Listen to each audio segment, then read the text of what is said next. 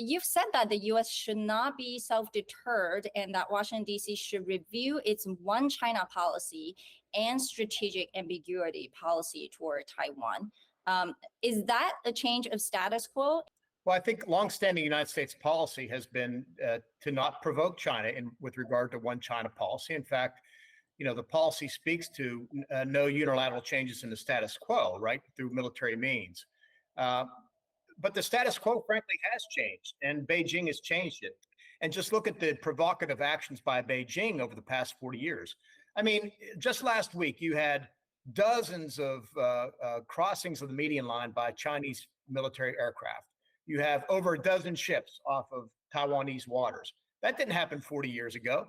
And so that's why I've argued that I think we need to take a look at our one China policy and make sure it is sufficient for the time.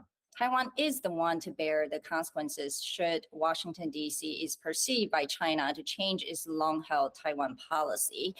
So how does Taiwan balance this delicate relationship? Well, this is not easy, but I think President Tsai has been doing a great job in balancing all different kinds of considerations for not provoking China. We understand that there are things that we need to be very careful, especially when it comes to the status quo across the Taiwan Strait. We also need to think about the Chinese motivations and their objectives over Taiwan. When China is trying to isolate Taiwan, the necessary thing is for Taiwan to build our friendship with the international community. And in the last few years, because we have been speaking with the international community about the situation over the Taiwan Strait, we are getting more support from the United States, getting more support from European countries, from Canada, from Australia, and from Japan.